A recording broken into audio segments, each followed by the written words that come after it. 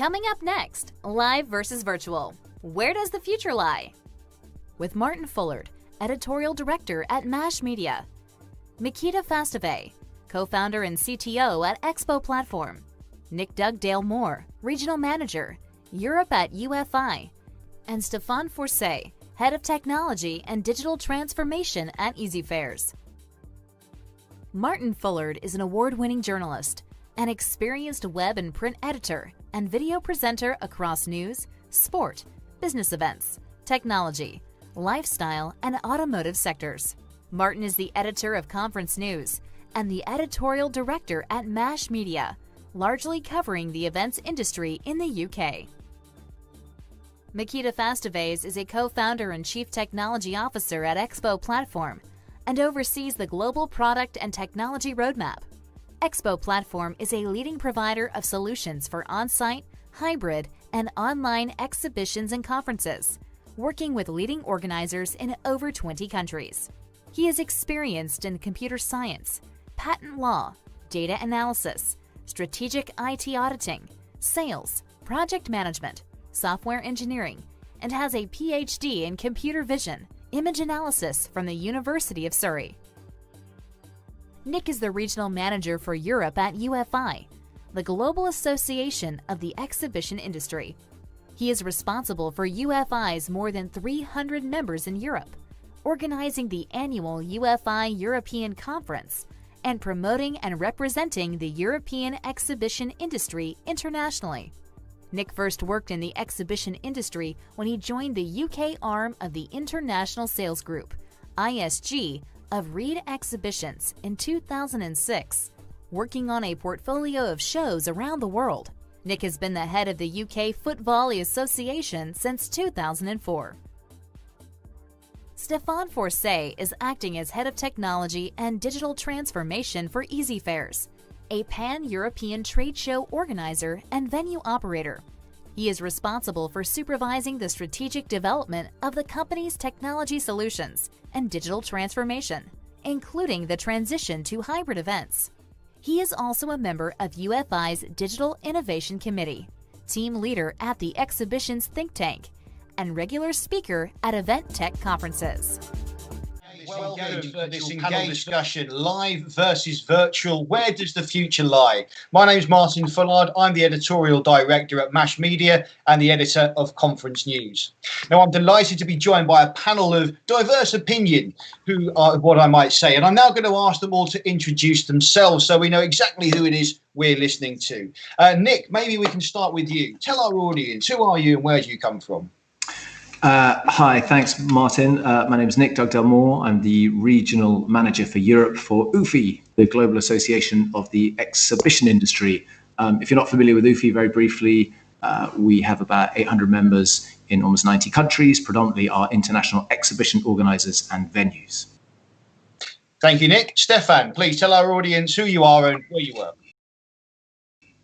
Hello, so I'm Stefan. I'm the CTO of EasyFairs. We're a trade show organizer and venue operator. We organize about 200 events every year, and we manage about almost 10 venues in Europe.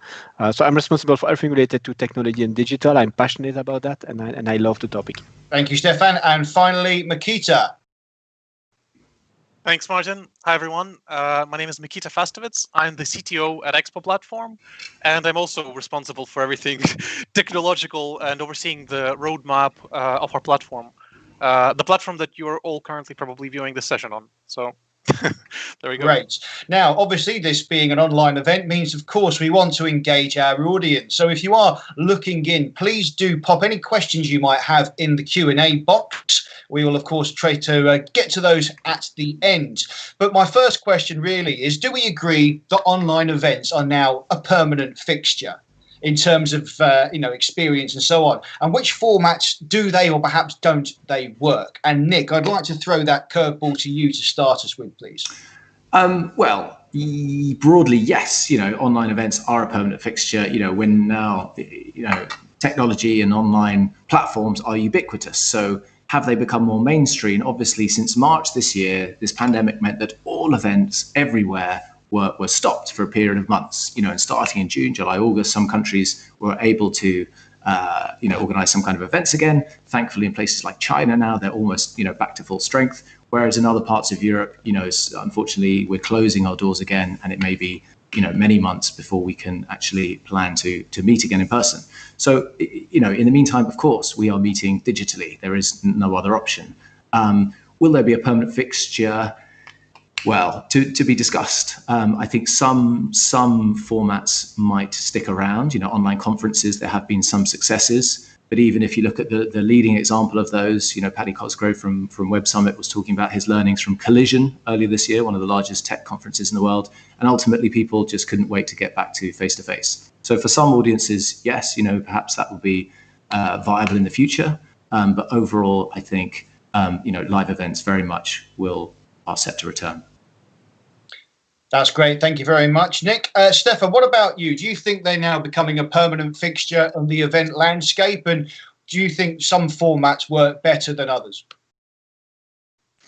Yes and yes. I think they are a permanent fixture. Of course, they will never replace face-to-face.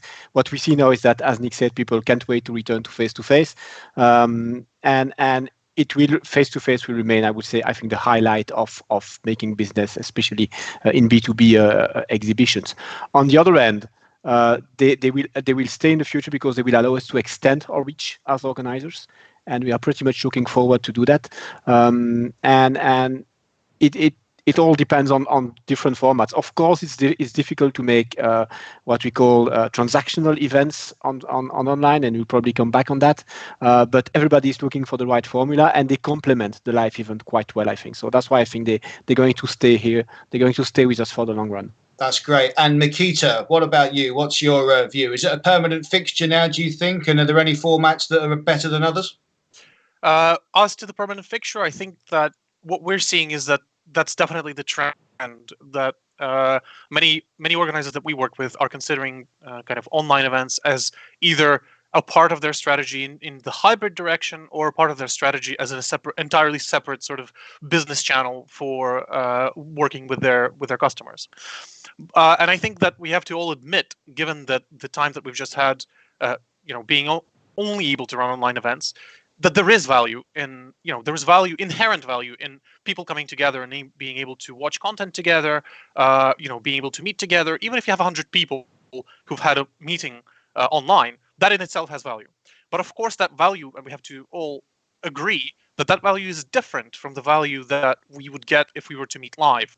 And these things we should not put them into the same sort of basket, I think. And then to address your second question, I think what we've seen successful is formats where the organizer decides clearly, understands what is the value they're trying to offer to the audience. So, for example, if we're talking about an event that's all about content, then the best format for that is to focus on the content, provide quality content, provide quality kind of communication around that content, and an easy way to interact with that content and consume it. If the value of the event is about something else, like business connections, meetings, whatever, then what we are seeing is that it's better to limit the content and actually enhance and focus your attention on the actual value that you're trying to deliver, which, if it's meetings, it's to do that, basically. Thanks, Mikita. Stefan, if I can come back to you, can you state any good or bad examples of online events in terms of experience, content quality and stickiness, anything along those lines? I mean, we want to understand how high the bar is set. Well, I'm not going to give names here, in good or bad. That would be mean. But I've seen the best one I saw, and I totally stick with what Mikita said, are all centered around content. This works well. I think this is a format I also discussed with the people from Web Summit, and Collision was a great example of that. When you have good content, those educational/inspirational events, as I call them, I think they work quite well. But you have to have very good content, and I've seen some bad one. First, because the content was not good enough, and when you have a captive audience in a room, it's one thing. But when you have people online, it's very easy for them to just do something else or just sign off, etc. I always tell people you have to learn to go from a captive audience to a captivated audience, and that's very difficult. So I've seen some of these events with content being so and so not working, and some events where the main goal was transactional and having meetings. And let's be honest, meetings don't happen much on online platforms at the moment. We are all trying to make them happen, but it's very difficult to reach a good level of meetings. So those even don't work. We have not found the right, I don't think anyone has found the right magical formula there.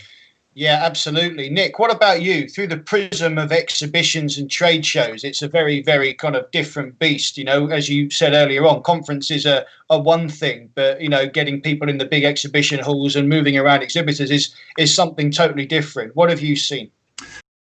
Well, to sort of echo what Stefan said, you know, we've all been forced to work from home. We've been forced to adapt our lives, you know, significantly, and many of us still are. So, you know, everything is being conducted from home, from your office, you know, behind the screen, and we've been forced to adapt to that. With regards to replicating an exhibition, and most of our organisers, you know, we represent the B2B trade exhibition organisers. Of course, some of our organiser members do other types of events, and some of our venues host many types of events. But to replicate a B2B trade show online has proved very difficult, because ultimately, you know, we've long since for decades marketed that a trade show lets you experience the five senses. You know, there's so much more than just content. You know, it's about discovering innovations, about ultimately generating business leads. It's the value of face-to-face networking, and these are the very things that are really hard to replicate digitally. So, you know, so far lots of people have tried. There've been some very large efforts. So the Canton Fair in China, which is the largest sourcing fair and largest trade show in the world, had a very large, you know, online presence. But again, despite the number of exhibitors doing product demonstrations, you know, ultimately it's not the same. So, you know, will there be in the exhibition world a change? I mean, we published a survey last week, which we conducted in conjunction with Explory, which talked to 9,000 visitors and exhibitors, and ultimately we couldn't find any evidence of a shift away from live events. You know, ultimately, you can't do business via Zoom. You know, our exhibitors and customers can't do business via Zoom, and all the digital tools right now are a bridge or a stopgap, if you like, until we can meet again. And of course, they can help those live events, but the main value, almost across the board, with perhaps the exception of content, were much, much better served by live events. Absolutely. Certainly some of the best conversations I have are normally at the bar in the small hours, and that's something I haven't yet found out how to master that online yet. Nikita, what about you from your sort of event tech perspective, really? What examples of good or indeed bad events have you seen? Yeah, so we've actually seen a mix. We've seen some very big trade shows who haven't had a lot of meetings on the platform, for example. But we also seen some small trade shows where they would have, let's say, 50 exhibitors, and they would have 300 meetings across that show that actually took place, because we captured the information about what meetings took place, how long did people stay in there, did both parties show up, and so on. 300 meetings for 50 exhibitors, that's not bad. And then what we've seen in particular is success of events that have transitioned from the hosted buyer format. The hosted part of the buyer format obviously does not transition into online. There's no hosting, right? But what we're seeing is very, very high ratings and meeting numbers for these types of events. So we did an event recently that had about, I think they had about 500 meetings a day, roughly 450 meetings a day across 5 days. So 2,500 meetings that actually took place. And we're talking about 350 exhibitors at about 1,200 buyers, something like that.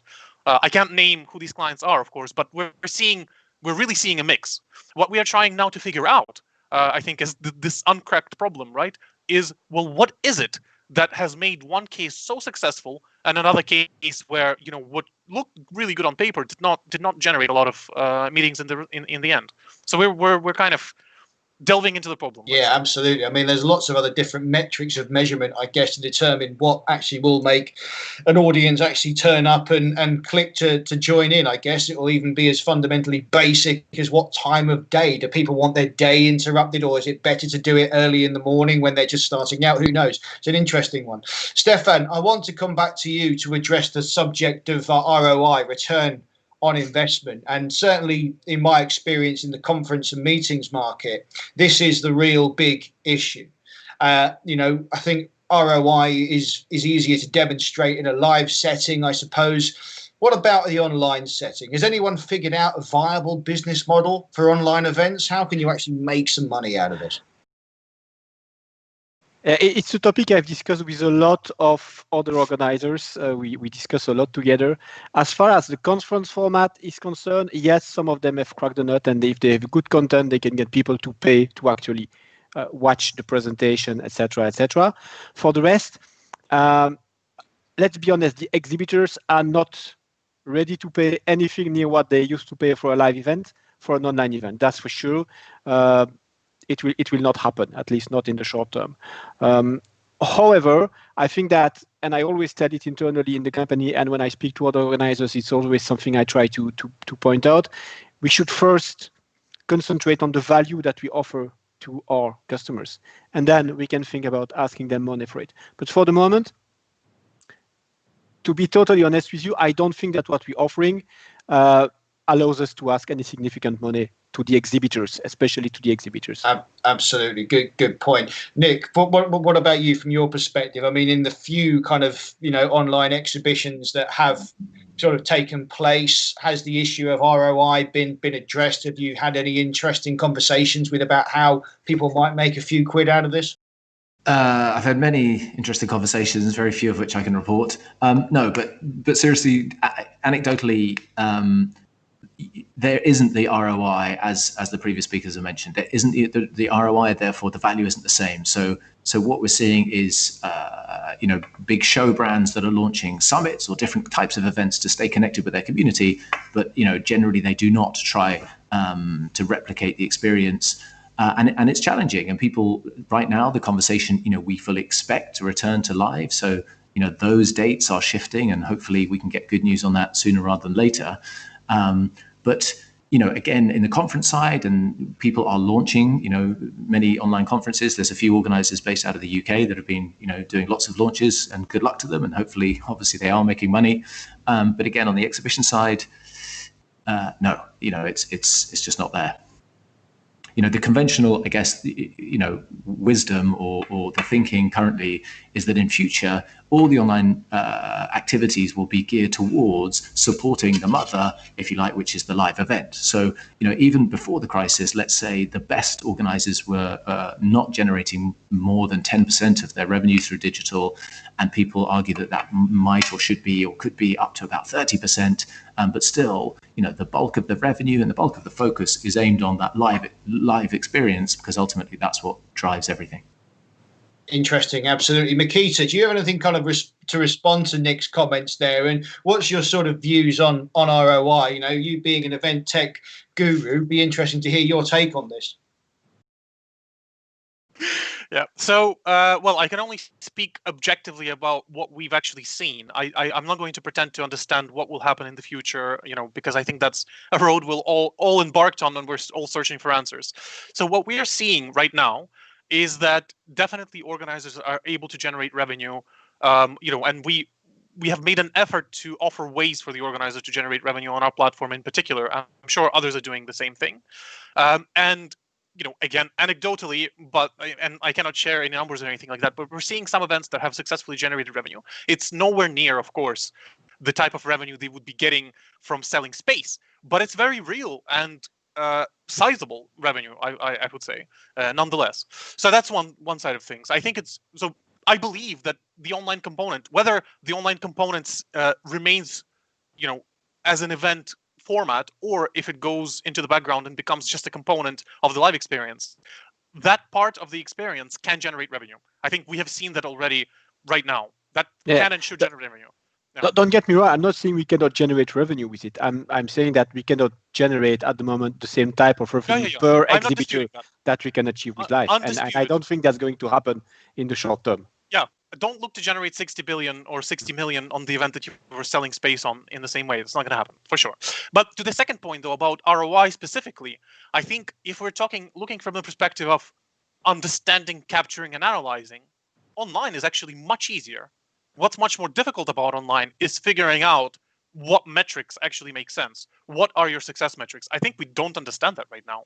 I think, we're looking at the things we were looking traditionally for a real show, for a live show, but those things don't mean it's not the same. We cannot, that they don't translate. So what the search is in for the metrics that do make sense and do relate to actual success, I would say.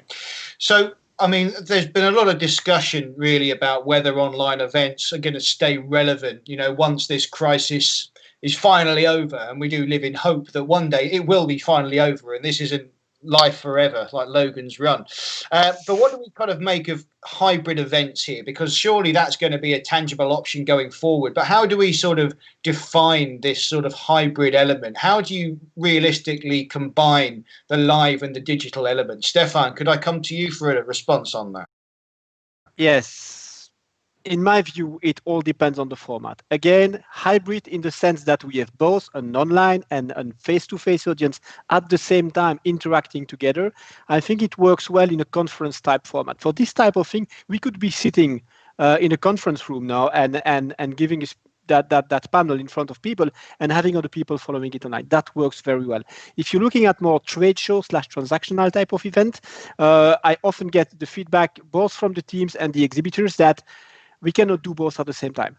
It's very difficult for the team to manage both the online part and the on-site part, and especially for the exhibitors. If you're on your stand, how can you deal with online requests and having face-to-face meeting online while you have people working the stand, etc.? So you have to split them either into parallel events or maybe not at the same time. And I really see a hybrid event as something which is much longer than the live event, and seeing the hybrid, the online part of it, as an extension of the live event in that case. And I think it works much better both for the organizer and for the exhibitor.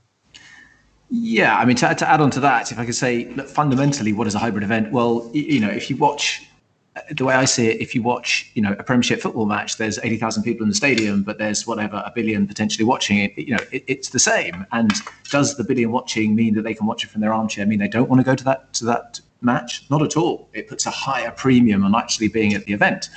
And the same in our exhibition. So, to Stefan's point, that's a question of staff training or allocation of resources. For example, you can use now, we're used to using super clever AI-powered matchmaking platforms to match us with our potential customers.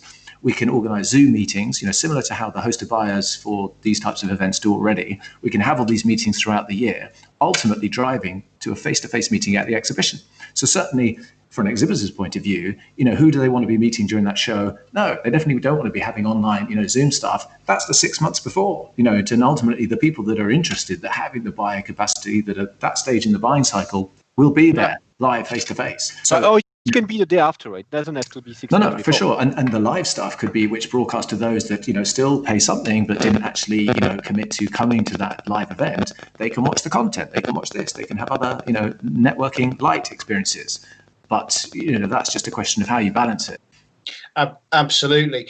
So, Mikita, from your sort of perspective, then, with the concept of hybrid very much on the agenda, how do you go about, or how rather does our audience go about choosing the right platform? Where do you even start that undertaking? How do you choose the right platform for hybrid? I think is a difficult question. First and foremost, because I think nobody has figured out what hybrid means for them yet. But let's assume that they did. Then, of course, what you would have to look at is into what kind of hybrid are we talking about? Are we talking about hybrid where what just Nick and Stefan were just talking about, where we're actually trying to extend the lifetime of the event into the digital realm and try and kind of capitalize on the value proposition there? Or are we talking about hybrid where I can join into the very moment and experience something remotely that I couldn't make it to physically? Or are we talking about hybrid where it's both of those things potentially? So depending on all of those factors, and also depending on why are people going to this event? Why are they subscribing? Why are they paying money to sponsor it, and so on and so forth? Depending on those factors, you decide on the platform that's right for that. You got to pick the right tool for the job, right? I don't have another answer, I'm afraid, but that. Absolutely. Stefan, what do you think? Where would you start trying to understand what platform best suited your client's needs? Well, it's very difficult to know what the clients need because to be honest, they've never done that, most of them. So they don't really know what's interesting for them. And sometimes when I discuss with other organizers, they tell me, oh, we made that event, and the most successful part of the platform was this one. And I was definitely not expecting to be that one. So I think that what we try to do is we try to test as much things as possible. We test platforms, we test features, we test different ways of communicating, etc., etc. And as I said, we just writing the book now. Nobody has gone through such a period before, and so we're trying as much as we can. It's not easy, but we're trying to learn as much as we can. And I don't have the magic formula that works again, but I would advise people try it.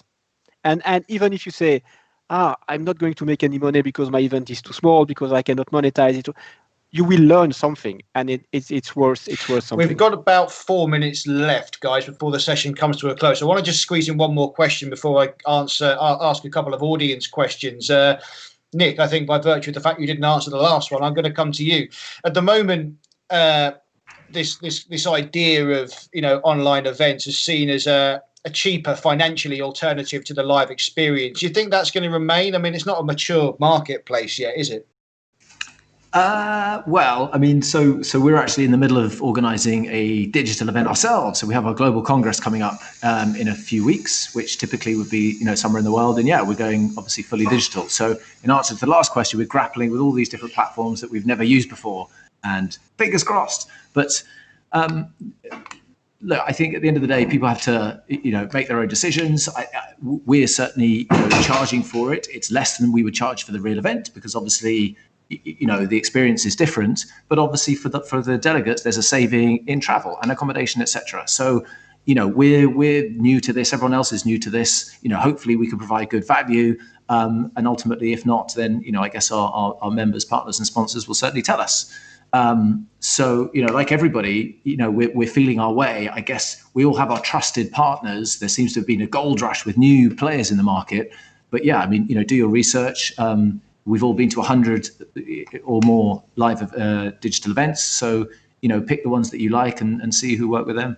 Absolutely right. I'm just going to throw in now a couple of audience questions to you to try and catch you out.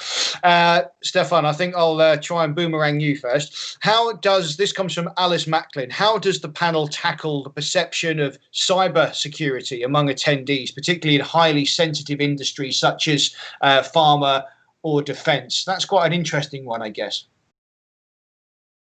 Well, from my perspective as the CTO of a company, I would say that it's very important to use, I said, try different platforms, but try to stick with the platform that have been, I would say, that have proven themselves. I've seen in the past 6 months so many platforms mushrooming left and right. In terms of cybersecurity, I would be more, I would say, wary of platforms that have just started working, especially if you're working in such a delicate, I would say, environment as pharma, for example, or defense or things like that. But the other side of the coin is that for the past 6 months, everybody has been doing everything online, basically.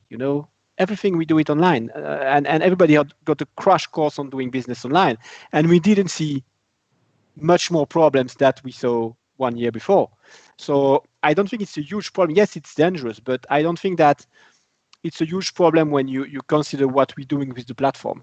We're not dealing with a lot of sensitive data most of the time. So we don't get any negative feedback from the attendee saying, I felt insecure, or I won't attend to the event because I'm afraid that I'm going to get hacked because of that. Thank you.